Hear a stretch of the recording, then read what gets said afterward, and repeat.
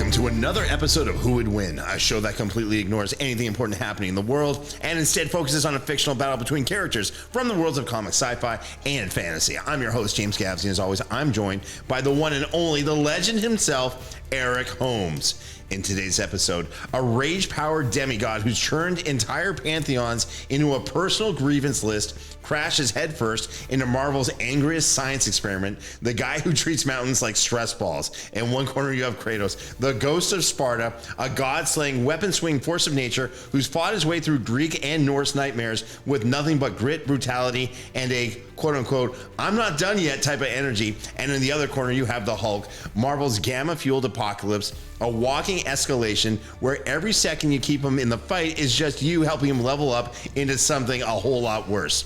As usual, I did the patented Who Would Win Google test just to see how many times this matchup has been discussed, and this matchup has turned into crazy entertaining debates online, but it's never gotten the Who Would Win treatment until today, that is. Eric, I have to know, what are your thoughts on today's matchup? It's never gotten a treatment. You only get these type of treatments here, and I'm gonna tell you this, the Hulk is gonna walk Kratos like a little dog. All right, that's an interesting statement. I don't think there's a lot of people who would say the Hulk will walk Kratos like a dog, is what you just said. Correct. I think you underestimate Kratos, good sir. Again, it doesn't really matter what we think. We have to talk to the judge about this. Yes, let's bring our him on real quick. favorite. So, introducing or bringing back onto the show, whatever you want to call it, it's the unofficial mayor of Beverly Hills and Santa Monica, I guess, at this point, too, because, you were down there checking out the beach, doing what you're doing at the pier, winning hearts and minds. It's the one, it's the only, it's Tadeo. Welcome back to Who Would Win. Yo, I'm gotta tell you, this is gonna be an exciting, epic battle. We've seen so many iterations of the Hulk, but now he's fighting with what is a god of war. I mean, he's going toe to toe with something a pretty big entity. So I just wanted to share. Mark Ruffalo, Edward Norton, Eric Bana, and the TV show Hulks, Lou Ferrigno and Bill Bixby. I'm giving all that love. Let's go, baby. Let's go, baby. I'm leaning towards loving the Hulk, but I think we all have a special place in our heart for that big green guy. You know what? It's funny. One of my biggest... Okay. Going to put on the producer hat real quick, right? And sometimes what you have to do when you're making a movie is you have to say, hey, what do the fans want? Yeah. Because if the fans want it, they're going to come out, talk about it, and then come back out again and watch it, and then go to Disney Plus and watch it again. Yeah. I feel like what the MCU did to the Hulk at Avengers, Infinity War, where he gets absolutely wrecked by Thanos, which I hated, and didn't give him a redemption arc against Thanos in Endgame, where they could have done it so easily, where at the end of the battlefield, the Hulk all of a sudden is like, I can't take it. He gets savage, his arm heals up, and he's like, Hulk is the strongest one there is, and just absolutely bashes Thanos until Iron Man can do what I'm just saying, it was right there. Yes. And they done him dirty. I don't like Professor Hulk. Sorry, just putting that out there. I don't like the guy wearing glasses, and he's like, hey, I'm the Hulk. Let's see what No, none of that. Give me the savage Hulk who can barely talk so good, and who loves to take Loki and smash him into the ground repeatedly. That's the Hulk we all want. Marvel, Disney, MCU. Get it right. Get it right. Just put that out there. I'd go see that movie probably once. I don't know if I'd go back twice. Movies are expensive today. Anyway, so you're saying you kind of favor the Hulk, but it is the God of War. Correct. This is kind of a crazy matchup. Eric, let's kind of focus on you for a quick second. How much research did you do for this battle? Too much. Are you ignoring work duties again? You're about to find out. Oh. I'm so prepared. I can't wait to get started. Like right now. You're saying we should do it now. Okay, yeah. All right, fair enough. Let's get to today's battle. But before we do, let's go over the basics of a Who Would Win match. Now, each debater will make 3 points. Keep in mind that the Who Would Win match is a random encounter in a neutral location with no prior knowledge or prep time allowed, and the debater has to stay within the confines of the character. And when it comes to determining the winner, it's the judge who has the final say and will determine which character lost based on death, incapacitation, or battlefield removal, with no outside interference being allowed. Remember, the bottom line of a Who Would Win match is that for one side to get the win, their opponent must be somehow incapacitated for a minimum of 2 minutes where they pose no threat whatsoever.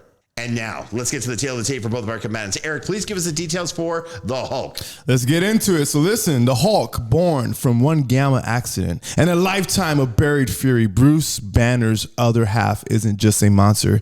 He's Marvel's most reliable extinction level escalation. Hulk has stood toe-to-toe with the Avengers, the military, gods, and cosmic nightmares, and the pattern is always the same. The longer the fights last, the worse it gets for everyone else. He doesn't need a plan because his plan is physics giving up. And for all the chaos, there's a strange core to him. Hulk is rage with a purpose. Think about that line. Rage with a purpose. That's something special. Sometimes protection, sometimes vengeance, sometimes just survival, but always unstoppable once the dial is turned. That may be like the greatest explanation of the Hulk I've ever heard. Did I kind of sum it up in that paragraph? It does sum it up really well. All right. Thanks, I know the James. Hulk's my opponent. Thanks. But it's one of those things where like I want to see the Hulk, be done right. And I think you're about to do it. Well, we'll see if you do. All right, well done, Eric. We'll see. We'll see. I'm not sure. All right. I got a good feeling. Here are the facts for Kratos. Forged in blood, betrayal, and mythic consequence. Kratos isn't a hero, and he's not looking for redemption in a fair fight. He's a survivor who learned the hard way that gods don't stay dead unless you make it permanent. That's kind of crazy. From tearing through the Greek pantheon to enduring the brutal tactical wars of the Norse realms, Kratos has built a career out of killing things that were unkillable on paper. He fights like a war machine with a human brain, brutal close quarters skill, weapon mastery, and the kind of stubborn resilience that turns this should have ended into now it's personal. If Hulk is raw rage given a body, Kratos is controlled wrath with centuries of receipts. And now you have the facts on both opponents today. Do you have any questions before we get started? I absolutely do. I need some tail of the tape. Any measurements on Kratos size-wise or just an estimate? Because we know what the Hulk can do, but I want to make sure I'm giving everybody a fair shot. See, well, I'm partial at times. Well, here's the thing. So he's about 6'6", and he weighs about 250. But some people say he's about 7 feet or even 7'8". Okay. But the Hulk is what, like 8 feet tall, 1,000 pounds. Mm-hmm. Correct. And here's the thing: even at 8 feet tall, 1,000 pounds, he's way stronger than he looks. And Kratos is capable of some weird things. I don't know if the tail of the tape in terms of height and weight and reach and all that kind of good stuff are really going to play it because they both fight way bigger and stronger than they actually appear to be. Gotcha. Okay. Well, that's a fair assessment. It's kind of like, if you had someone named Tadeo, right? Oh, yeah, and let's get into it. 5'11", sure, we'll go with that, sure. But he walks into a room and he's got like the presence of like, Andre the Giant at 7'4". You know what I mean? It's one of those things. Like both these characters have like a Tadeo level of like, presence. That's right. No matter what, I know Eric disagrees greatly, but I feel like that's the best way to describe. There you go. If you're asking him, right? It's just my 2 cents. I've totally seen. Well, I appreciate that. Awesome. Needed insights. Okay, very cool. All right, let's get this party started. Eric, hit us with your point number one. Absolutely. So I want to get into, of course, obviously just get out the way right away, Hulk's strength and durability. Okay, literally the benchmark everyone else gets measured against. Okay, Hulk's not just strong. Hulk is the unit of measurement. In Marvel, people don't say really strong. They say Hulk class. That's the reputation that the Hulk has, as we should all know this by now, okay? If you're in his tier, you're literally a top shelf monster. If you're not, you're furniture, my friend. So strength is so unreal, it literally turns disasters into warm-ups. In Secret Wars, a mountain gets dropped on the heroes, okay? And Hulk is the one who literally holds up 150 billion tons, make a note of that today, of rock to keep everyone from getting pancaked. Now, I don't know. I used to like IHOP, but those flapjacks aren't too good anymore. No, but anyways. No, you don't want a pancake like that. Yeah, not like that. That's a different like type a Waffle House of pancake. Oh, a good old Waffle House visit, baby. Yeah. You know what I'm talking about. Yeah. Woo, When all the right. W burns out, it's the Waffle House, and like it's still the same thing. Oh, it's even better. Yes, you get it. All right, so listen, that's not lifting. That's Hulk telling gravity to take a number and wait his damn turn. All right, he's not just strong. Hulk can cover insane distance by jumping. It's one of his signature I don't need to run tools. Marvel's official profile literally lists his superhuman leaping ability And in the comics, it's routinely portrayed as him clearing city blocks or literally launching himself across terrain like a green missile. Durability that makes nukes feel like disrespect. Incredible Hulk, in the 60s, is one of the famous receipts where he's framed as having survived a point-blank atomic blast and still being able to be functional enough to remain a Hulk and a whole problem. Okay, so if your best idea is nuclear and he answers with still here, you're negotiating from weakness, all right? So also, just to sum it up, he can take hits from Marvel's best and keep coming. Bottom line, Hulk is the reason Hulk-class strength exists as a phrase. He can carry mountain-level loads, leap like a living artillery shell, and tank punishment that will end almost anyone else's story. Then just get angrier as he does all this, all right? And stronger and stronger. So all that, James, is my point number one. Okay, so you can't disagree with any of that. And I used to have that. I actually do have that Secret Wars issue where the Hulk's kind of like, holding up this mountain and everyone's like kind of all, beaten up, and he's the one kind of saving the heroes, doing something there you go. Absolutely crazy. But here's the thing, I've trained martial arts against like massive human beings where, I'm 6'3", 260. At one point I was the smallest guy in the room, right? And these are some massive giants, some big men. And I've also dated much bigger people. So I understand my type. What it's like. I gave them all your number. I said, I got the guy for you. Thank you again. Trust me, you're very welcome. And the thing is, what you realize is these very big, strong, insanely powerful beings aren't always the best fighters. It doesn't mean they can translate strength into fighting ability. We've seen this in the UFC, for example. We've seen, Brock Lesnar, insanely powerful with all almost like the Hulk version of a human being at their peak kind of thing. And he loses, not to, by the way, still great people, but he loses to very skilled or lost to very skilled people. Yeah. By the way, Brock Lesnar, keep in mind, he's also insanely skilled, but he was going up against the elite of the elite of the elite, right? Yep. And still did really well. By the way, UFC heavyweight champion, you can't, Brock Lesnar's awesome. With that chest tattoo. Listen, we all have questionable life choices, right? There you go. So that's all I'm trying to say is you can list how powerful he is, but it doesn't always translate to fighting ability. All right.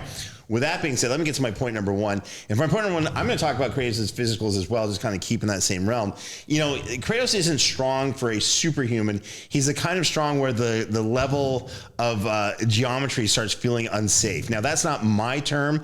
My son, who does rocket science, Rex, yep. He had a friend who's like, hey, sometimes you do geometry and some weird stuff happens and force happens, and geometry just starts feeling unsafe. I have no clue what that means. I just thought it was a good place to insert it, by the way. Thank you for inserting it right there. Thank you for your service, young man. Not chemistry, but geometry. Yeah, hey, you know what? Not only do you say cool stuff about geometry that I don't understand, I also hope that someday you kiss a girl. But you never know. We're Weird things happen. Yes. All right. Now, here's the thing.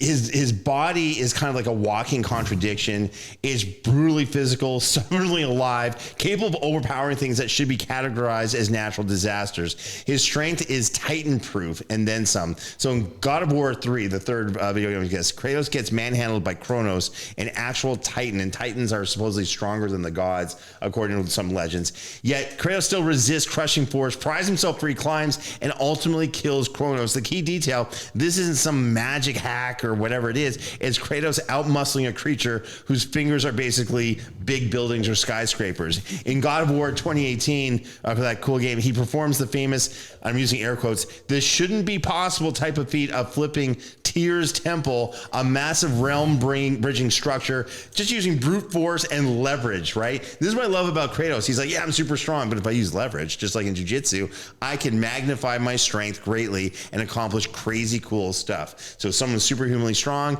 and knows how to magnify that strength, that will at least help him overcome some of Hulk's strength advantage. On top of that, let's talk about his durability. Now, his durability kind of treats fatal injuries like interruptions. It's kind of weird to explain. Kratos' story is literally stacked with moments where a normal character would be dead and then credits roll, and Kratos instead really angry, and then he's hurt and he continues. right? I don't even get how it works. Even the broad franchise summarizes an emphasis on him being impaled with a blade of Olympus and still pushing forward through some type of divine scale punishment across the saga. Again, I don't understand how these words work or even what they mean. All they're trying to say is this dude's insanely durable and he's got the willpower, to keep going in case he does get hurt. That's something. You're going to fight the Hulk, you're getting hurt. But he's got the willpower to keep on going. He's got that grit, if you will. He's got athletic explosiveness. Now, this is one I kind of laughed at. Athletic explosiveness. I hope you do, by the way. Yeah, bro. You're God of War. You know what kind of explosiveness I hope you have? At least athletic. Yeah, right? yeah. But it's more than that. It's superhuman. He, he moves heavy things in a combative way, right? He knows how to take whatever heavy objects around him. He knows how to use environment. So he's very tactical in the way he uses his superhuman strength, right? The Hulk's kind of like a brute, comes forward and you're like, wow, this is like a tidal wave of force. Kratos is different. He may not have that same level of strength and force, but he knows how to get there. He knows how to create it using leverage, using objects around him or what have you. This is also someone who's great at wrestling. And I'm going to get into his combatives later. In a who would win setting, Kratos can realistically create the win by pinning the Hulk, restraining him, battering him into a 2-minute non-threat state. This is someone who, again, can use strength, focus it in his wrestling, his combat, and all that. It's a Spartan, for God's sake. This is someone who's a badass upon badass. He's actually going to love this battle with the Hulk. All that's my point number one. Okay, well, you are introducing our little buddy there, Kratos, rather nicely. Okay, but literally, listen. Let me get into this. Kratos has a lot of mortal limits, a lot. Okay, so in a battle of raw physical dominance, Kratos' mortal limits can't match Hulk class strength, mobility, or unstoppable durability. Kratos can lift titans and flip a little occasional structure at maybe like the local 7-Eleven, but Hulk can leap city blocks, toss terrain as weapons, and take hits that would obliterate almost any other character. So Kratos is strong, durable, and explosively athletic, which touched on, but Hulk is the baseline for superhuman strength and resilience. Like I said, he lifts mountains, survives atomic blasts, and grows stronger under sustained combat. Oh, that's my rebuttal, James. Very cool. All right, I like all of that. Let's see what the judge has to say. So today, you've heard one point from both Eric and myself. Where's your head at so far with this matchup? It's quite interesting that both of y'all use the same phrase, rage, to describe these characters. So Kratos, who fights with Spartans, where Hulk fights with everybody. So they both kind of enjoy battle, and they thrive off of anger and just sheer brute force. So we'll see if the 6'6" can leverage his way against the 8-foot Hulk, who is the bar for strength in most universes. Ooh, that's a great way to put it. That's, you know what, Eric? I got to tell you, I think you're still wrong about wanting a new judge for the show. I'm liking. This guy. Oh, okay, sorry. I thought it was company wide. No, it's a deal. I could promise it was never sent. I never sent it. I wouldn't send anything like that. It wasn't me. It wasn't me. It wasn't me. I promise. Yeah, Eric never said that today. It was last week. He said, okay, great. All right, so we know where this battle's going. This is about to get interesting. Stay tuned for point number 2. And we're back. Eric, hit us for your point number 2. All right, so we got to get into the Hulk's fighting style. All right, savage. It doesn't mean sloppy. Hulk's reputation is big, green, rage monster. But the part people forget is he's been fighting constantly for decades. And the way he fights is his own brutal discipline in itself. He's not throwing random haymakers, as some people might think that's what he's doing. No, he's actually using crowd control techniques, shockwave tools, and grappling dominance that scale up with his anger. So first, I want to get into his signature move, the thunderclap, the iconic thunderclap. This isn't a cute gimmick. This is Hulk turning his own hands into a sonic cannon that hits everything in front of him. It's an area of effect attack that punishes flyers, clears swarms, knocks balance off speedsters, and interrupts ranged setups. And it's not some modern power upgrade. Hulk was already doing the thunderclap way back in the early days, all right? Second, Hulk style is fight-ending control. He closes distances, grabs, and turns you into a physics lesson. Hulk is at his best when he's not trading punches. He's clinching, slamming, and using the environment as a weapon. When writers want to show Hulk as more than a tantrum and biceps, they put him in situations where he has to survive, adapt, and win, okay? Thirdly, the savage style is deceptive, all right? It's simple but optimized. Hulk doesn't need fancy combos. He needs 2 seconds when you're off balance, thunderclap to stun, ground impact to disrupt footing, grab to remove the mobility, smash in an argument. It's the kind of fighting that looks dumb right until you realize you're already on the floor trying to remember what direction you were facing. And a little mere mortal like your little buddy Kratos, he can't withstand or even be in the same vicinity with anyone like the Hulk. Oh, that's my point number 2. Okay, so I got a question then. Are we talking about regular Hulk that's just walking around the Marvel universe, the Marvel comic book universe? Are we talking about this, like the World Breaker Hulk, who's now like insanely smart and even more powerful? Are we talking about like what version of Hulk are we using? So what version of the Hulk are we using here? Are you ready? Yeah. Yes. The Hulk. That was quite definitive. You know what? You know why I love that answer? The Hulk. The good facial expressions. The reason why I love that answer is because that's a me thing. I'm the one who answers like, well, what version are you using? That version or that one? And I'm like, I am. Oh, yeah. You know, that's so he just reverse Uno'd me, if that's even the right term. Well played, Eric. Not a fan of what you're doing right here, but I do appreciate that it. Good old Uno game, brother. All right, so I don't even know what version of the Hulk it is. I'm going to just assume very powerful versions, right? Okay, got it. Correct. Let me just kind of jump into my point number 2, and I'm going to talk about Kratos's weapons, his training, his combat style. Again, it's a Spartan warlord with a 3-weapon problems, I like to call it. So Kratos doesn't fight like a flashy combo character. He fights like a like in Spartan, they're career soldiers who spend their whole life in real wars at close distance. They break posture, control the clinch, finish with whatever tool ends it fastest. I mean, it's incredibly game and efficient combatants. So you can literally put them, they're trained to be put into whatever situation they may be facing and figure out how to adapt and just get the job done. It's pretty cool. Kratos was trained as a Spartan warrior and rose to be like a captain and general, meaning his default mindset is battlefield pragmatism, which I guess means just win ugly, win now, win any way you can, as quickly and as efficiently as possible. Really cool. And the scary part is his whole like battle kit isn't one signature weapon. It's a toolbox built for different ranges, different problems. He's got the blades of chaos, which are mid-range control, grappling type crowd clearing weapons, chain blades that let Kratos bite like a wrecking ball on a leash. He can hit someone with a yank it, pull it, sweeping arcs, pressure from angles most opponents can't safely stand in.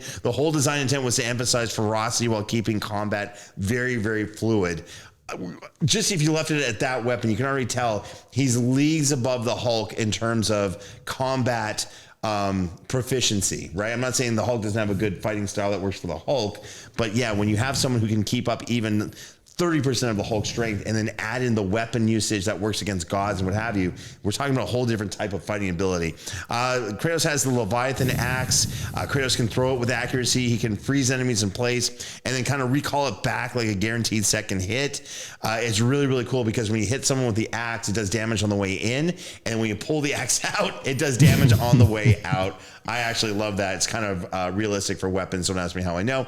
And then there's the, I hope I'm pronouncing this properly, the drop in your spear. The spear is introduced as a purpose-built answer for an opponent who can see things coming. All that means is he has a weapon that works against people who can kind of anticipate attacks. I'm not saying that's the Hulk, but the Hulk's got a lot of combat experience and can see stuff coming from a mile away because he's seen it. You fight Thor, you kind of figure things out. This is to fight against anyone who has even close to that ability. It's pretty cool. And by the way, let's layer in how he actually fights. This is the Kratos isn't just strong part, okay? So he mixes ranges constantly. He's got the axe throw. He'll use his blades to control space close in, the spear to punish anyone who's evasive. And this is the official Ragnarok combat guide spells out that Kratos' moveset is built around switching weapons and using light or heavy things for different situations. It's really, really cool how fluid he is.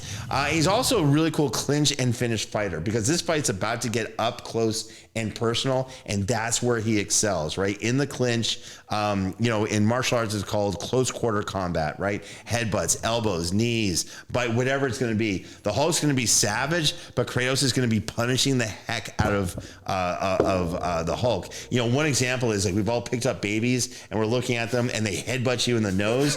Pretty sure I've got better, that's pretty cool. But what an effective fighting technique. Yeah, it's horrible. It's bloody. It's a mess. You got to love babies for that for so many reasons. All right. The other thing I'm going to throw in here is fighting experience. Kratos has been fighting for over 1,000 years.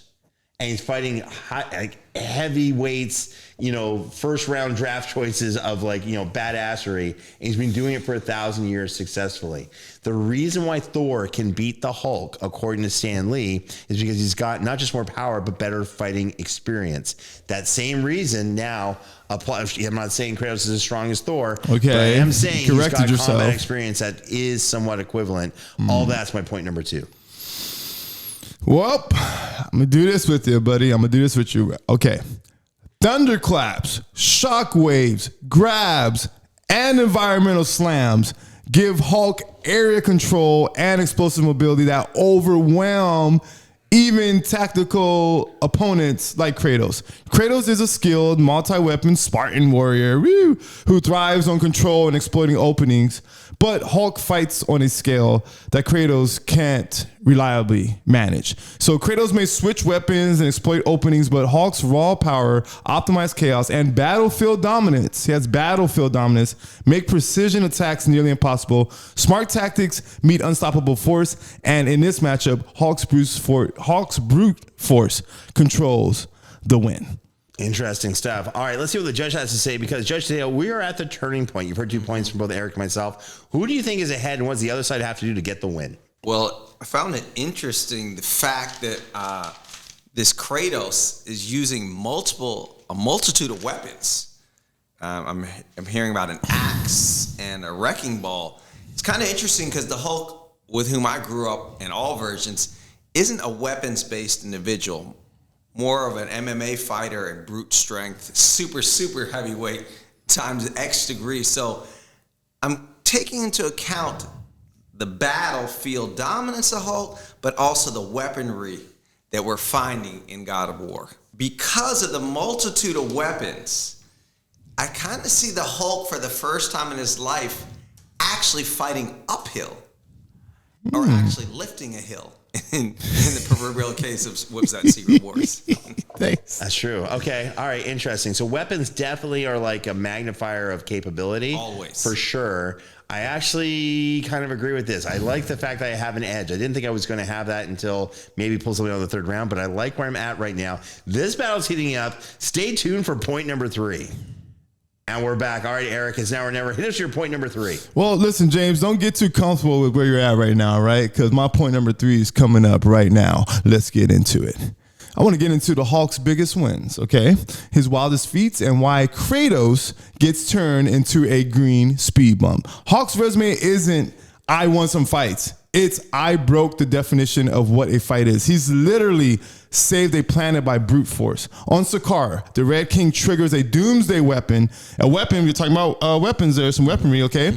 So look, the Red King triggers a doomsday weapon, something that Kratos has never been around, I can guarantee that starts tearing the world apart by shifting its tectonic plates. And Hulk's answer is to jump into the molten crack and physically force the planet's crust back together. He's also run a table on Marvel's best and didn't even need a warm-up. In World War Hulk, he comes back to Earth and bulldozes through top-tier resistance, Avengers level, Fantastic Four level. This is why we have contingency plans, my friend. Sorry, this is why we have contingency plans until the universe throws its emergency break at him. The Sentry and even then the Clash is treated like Marvel's own. So how does he beat Kratos under Unleash rules? The whole 2-minute incapacitation, right? Let's get into this. I'm gonna bring it home. Follow me on this, okay? So Hulk doesn't need to kill the God Killer, okay? He just simply needs to remove him from being a threat. And Hulk's specialty is making opponents irrelevant. Hulk can ragdoll him into the ground until Kratos is unconscious, slam him deep enough that getting back up becomes a geology project, or simply keep him pinned and pulverized long past the 2-minute mark. Kratos is lethal with weapons and tactics. Hulk is lethal with gravity, momentum, and infinite escalation. And the longer it goes, the worse it gets for Kratos. Because the Hulk's whole thing is you can't win a strength contest against a rage curve that keeps going up. And all that, James, my point number 3. All right, cool. So you just mentioned the Hulk versus Sentry. So that is, you're using the World Breaker version of the Hulk. Is that correct, Eric? That is correct. Oh, jeez. All right. That kind of changes things. World Breaker. Okay. I mean, he's like putting crests back together. Come on. I didn't know because you said the Hulk, and I talked with, the other producers. I'm like, okay, what version? Like, well, it's just the Hulk. I had to go there. Breaker. Okay, so you're using World Breaker. Would have been good to have known that at the beginning, but I think I can still deal with this. Okay, so World Breaker Hulk is great, and he's a great fighter, and he's smart, and he's savage, and the whole thing, and he's insanely powerful. I do think he has a legitimate win over Sentry. Who's considered to be like one of the most powerful beings. So I'm not trying to give him, I'm just trying to figure out my game plan here. Okay, got it. I think I know what I'm about to do. The one thing with the Hulk, though, is if you do make him expend enough energy and enough force and enough power, he reverts back to Bruce Banner. And that's what happened a little bit with Sentry. I think if I do believe Kratos can make the Hulk do that, expend way too much power, then all of a sudden it's Kratos versus Bruce Banner. Pretty sure he's taken out Mark Ruffalo pretty quickly, the same way Eric would as well in real life. Anyway, let me get to my point number 3. For my point number 3 for Kratos, by the way, on a side note, not a fan of Mark Ruffalo. For many reasons, right? Okay. Yeah, just wanted to put that out there. Yeah, right? Okay. All right, so let me get to my point number 3. What's that? Yeah. Mm-hmm. Yeah, I really like how he came to the people of Iran's defense. Never. Very selective, yeah. Yeah, interesting. Yeah, interesting. So, yeah. All right, so let me get to my point number 3 for Kratos. I want to talk about his biggest wins, his wildest feats, and how he beats the Hulk. So Kratos isn't just a strong guy with weapons, right? He's a specialist in killing things that aren't supposed to be killable. And if anyone falls under that category, it's definitely the Hulk. And Kratos' resume is basically a list of beings who were worshipped right up until Kratos introduced them to gravity and some like horrible trauma, blunt force trauma, which I absolutely love. He's literally ended a god king. In God of War 3, Kratos fights and ultimately kills Zeus, the top of the Greek pantheon. I mean, Kratos has proven he can go from outmatched to victory against the biggest divine authority in the universe. Conversely, and this is kind of a fun fact, in the Marvel universe, I'm not saying the Marvel version of Zeus is the same as the God of War version of Zeus. I'm just saying that. But I'm just saying Zeus, in a battle with the Hulk, beat the absolute crap out of the Hulk, the savage version of the Hulk, in a really cool fight. Now, was that the World Breaker Hulk? No. So let's put it out there. But Zeus, if you're going Zeus to Zeus, Zeus actually beat the Hulk. Kratos beat Zeus. It's MMA math. I know I'm reaching here, but it's a thing. All right. So Kratos, he beats gods who don't die like normal things, right? In God of War, he defeats Baldur after a full-scale brawl. It's basically 2 mythic engines smashing through the map, and ends with Kratos making the hard call to stop Baldur permanently. He fights against people who have these precog capabilities where they can see the future, and if you can beat someone who sees what you're about to do ahead of time and you still beat them anyway, that's some insane strategy. You're doing that against godlike beings. Now, the important part for the Hulk, Kratos wins fights by stacking control, not by trading punches. He's designed to bind, freeze, stagger, detonate, finish things with his weapons, and he cycles through his weapons really, really fast, right? We're not talking about like Batman using gadgets from his belt or what have you, which is also really cool. We're talking about someone who uses weapons really fast, interchangeably, where each of his weapons can absolutely wreck a godlike being. And let's say the Hulk is at least a godlike being, maybe a little bit more. And here's how Kratos beats the Hulk. He doesn't need to kill the Hulk forever, right? That's not the who would win rules. He needs 2 minutes where Hulk can't reach him or fight back, where he's totally incapacitated. And the game plan is brutally practical. You're going to bind him with the chains, restrain with blades of chaos, then hard disable with the Leviathan's axe, freezing, and heavy impact, then pile on immobilization. It sounds like I'm playing Dungeons and Dragons here, but what I'm trying to say is he's going to quickly ascertain and figure out what the Hulk can do, which is, anything he wants to physically, and he's going to figure out, got it, I got to bind this guy down. I got to hurt him enough where I can tie him up, incapacitate him, using strategy, using skill. He's going to be going for a containment of the Hulk. He's like, how do I get rid of him? Do I drop, get a mountain to take him out? Whatever it is, he's going to figure out a way to do it. Again, when you know how to kill Zeus, and you have a win over Zeus, who's like considered like the top of like the god-like pantheon of these characters, taking out the Hulk is not a big stretch. Add in 1,000 years of combat experience doing this, and he's got the weapons, the will, and the game plan to figure out how to take out the Hulk. That's my point number 3. All right. Well, I'm gonna give it to you like this. You're talking about his thousands of years of training and all, and the chains, the axes, and the freezing attacks and all that. Okay, it can slow the Hulk briefly, but every attempt to restrain the Hulk fuels his strength and momentum. Kratos is a master of containment, but Hulk thrives on infinite escalation and raw power. So under the 2-minute incapacitation rule, containment relies on perfect execution, something Hulk's rage, adaptability, and raw physical dominance make nearly impossible. Kratos may delay him, but he cannot outlast a green force of unstoppable escalation. And that is my rebuttal. Very cool rebuttal, by the way. All right, let's see what the judge has to say. This is an interesting battle because you got someone with like crazy godlike weapons and wins over godlike beings who's a godlike being themselves against someone who, I used to say, doesn't have an upper limit. Like, just keeps going. So the question I have is, can you be contained before, can the Hulk be contained and restrained, incapacitated before he gets to an upper limit echelon where he can bypass whatever he's being contained by? I don't know. I don't make these decisions. That's up to the judge. Exactly. All right. Today, you've heard 3 points from both Eric and myself. Take us through your process. Tell us the story, if you will, and tell us who wins this battle between Kratos and the Hulk. Wow, I don't think I've ever seen this much brute strength. Like, all the Gold's Gym steroids can't get anywhere close. Wait. What are you saying? There's steroids at Gold's Gym? How dare you? These are people who work hard, Tadeo. Thank you, Eric. We can agree on this. They work hard. They watch their diet. But wait, let the judge speak. Let the judge speak. He's delivering. All right. How dare you attack our amazing judge? This superhuman strength capacity and the muscles on Kratos and Hulk is only rivaled by their rage, anger, and also ability to take on and battle literal gods. I mean, Kratos, coming from beating up Spartans, he's not fearful of the Hulk. So I see the battle unfolding as such. Give it to us. Yes. This is gonna be a I'm curious. I got my popcorn ready to go. Go ahead. Please do. And get a tank top ready. Get ready to rip your shirt. I got my nachos ready. Okay.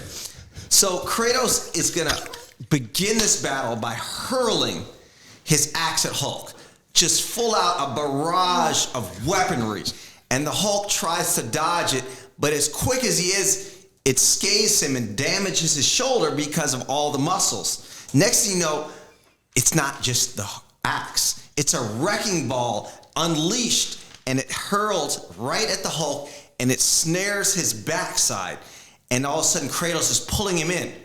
And the Hulk is kind of confused because he's used to overpowering people without even trying.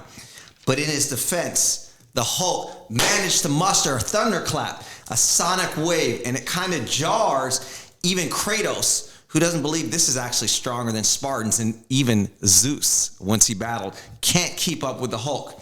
Next thing you know, the Hulk begins to grab Kratos right by his bald head with his strong hands and starts flipping him like Loki in the Avengers episode. And Kratos is kind of confused by this barrage of boom, boom, boom, manages to escape. And guess what he does? He then drops on the Hulk's head Tyrese Temple, which is once incapacitated other realms, and the Hulk just almost musters a laugh. This is quite interesting because Kratos, with all his rage, would he be able to subdue the Hulk, or would the Hulk just keep getting stronger and stronger and stronger, and perpetual strength? Would that defeat Kratos in this instance? And I think in this episode of Who Would Win, Hulk's ability to keep going will subdue actually Kratos, and instead of the killer of unkillable, he will render himself weak, incapacitated with a Hulk smash, and find himself the loser of this Who Would Win battle. And Kratos, who once beat Zeus, has found himself a victim of the Hulk. That was insane. I got to tell you, I want to There see you the go. live action version of There you this. go. I think the IP owners of God of War have to make a deal with the IP owners of the Marvel, Yes. and just kind of be like, hey, we need to make this happen because this sounds epic beyond epic. Could you imagine a 2-player game? Who you'd want to choose between those two characters? You remember Street Fighter versus Capcom? Right.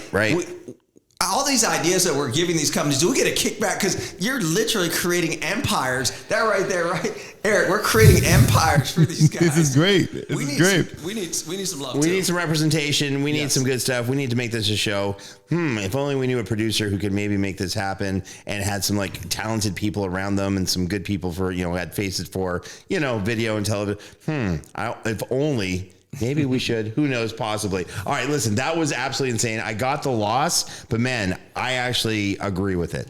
When the judge says you're wrong, here's why, and I say, of all people, yeah, to your point, that was a good decision, which means Eric did a great job as well. Woo! Got it done. There it is. There it is. Eric, you got a great win. Tell Legion of Violence, our fan base, how you feel right now. Oh, very good. I feel that I did do the Hulk justice, and I expected nothing less. And our judge, how he broke it down, I think that's something that makes me feel really good. Like on top of me getting a win, like the one and only Tadeo, like freaking creating all the scenarios, the outcomes, like just painting the picture. Well, I appreciate it because this was physics versus geometry. Both subjects I failed, but in this case I got it right.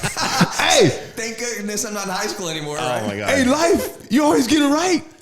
Sometimes. You know what's funny? You But failed on who will physics. win, you get it right, baby. You failed physics and geometry, yet you're the mayor of Beverly Hills. You know what I mean? Like, So I'm just sometimes life saying. works out, right? Sometimes things just work out. All right, There you go. Tadeo, great job. Again, I look forward to our next matchup. You're doing an amazing job as judge. Eric, congratulations on the win. I think we're starting to hit our peak. This is really cool. Until the next time, Tadeo, tell our Legion of Audience, our fan base, where they can find you online. You can find me at Cuerpazo or always just roaming around Beverly Hills. I don't lock my house. I don't lock my car. So feel free to join me. We'll get a bite to eat. And not that Burger King fast food stuff, but we're going to go to SBG or a nice restaurant. There you go. No disrespect to BK. It's all good. No, yes. No disrespect to BK. Listen, I'm not saying I wouldn't go to Burger King, but I'm saying if there was Burger King and Waffle House, where again the W was burnt out like it was in my place near, in Georgia. I used to live near. I'm going to Waffle House. No joke. I'm going For sure. Plus, there's entertainment. Oh, just sit down, just step in there. That's right. It's absolutely fantastic. All right. Tell Legion of Audience, our fan base, where they can find you. No, absolutely. You can find me online at the THE Eric with the C Holmes HLMES. Let's connect. Very cool. You can find me on X, aka Twitter, Instagram, and Facebook by typing in at James Gavsie. You can also find us on Instagram and Threads and TikTok at Who Would Win Show. Don't forget to subscribe to us on YouTube by going to at Who Would Win Show. Yes, that's right. Our podcast is finally on YouTube. On behalf of myself, Eric Holmes, Tadeo, and the rest of the amazing Who Would Win production team, thank you once again for checking out another episode of Who Would Win. We'll see you next time.